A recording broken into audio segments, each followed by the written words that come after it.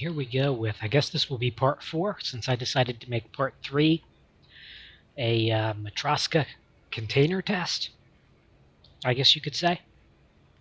So onward to Purgatory. I'm headed to Purgatory. We'll have a cab ready for you. Can't spacebar through that? That's unfortunate. The idea of the third test, since there won't be anything different said in it, is basically YouTube asks for the container to be MP4, right?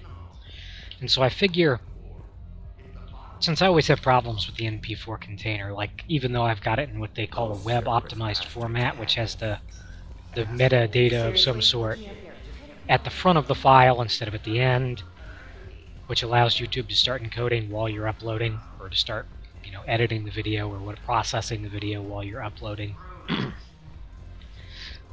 Even though I have it in that format, it always tells me it's not in that format. So, well, and it always tells me I have audio-video sync issues, or may have. Doesn't guarantee that I do. I don't have them, though. If you watch the videos, you'll never see audio-video sync issues. I've never seen them, at least. So, I don't understand why YouTube is saying that. But I have heard that the Matroska, or MKV, container is actually better handled by YouTube than the MP4 container. So we're going to try that for test 3. This is test 4, which is back to OBS, Open Broadcaster Software. We are encoding while gaming, while streaming, or while recording at 15,000 kilobits per second, directly in H.264. I haven't changed any other settings from the first OBS test, which is video 1 in this test series. And, well, obviously the quality is going to be better. But how much better? Does it look any better than what I usually upload to YouTube?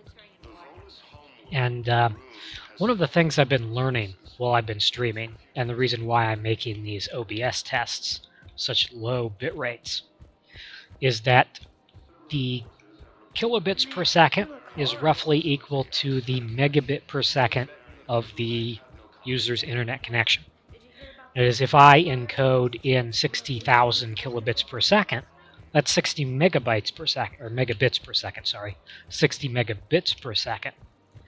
And in order to watch that live streamed, somebody would have to have an internet connection that is 60,000 kilobits per second, or 60 megabits per second, or higher. Usually at that point you're looking at 100 megabit per second internet connections. And when I look at that, when I think about that, I think, well, maybe that's why YouTube is jacking the quality up so much. Maybe the bit rate is just too high. But at the same time, if I try transcoding into a lower bit rate, it always looks terrible, especially after it goes on YouTube.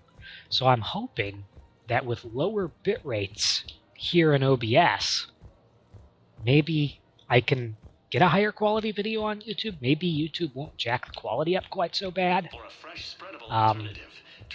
So now that I'm vaguely done explaining that, or I have vaguely explained it and I'm done with that horrible and vague explanation, to put it in a way that makes more sense perhaps, I should probably just cut this here, because this is going to be too long of a video as it is.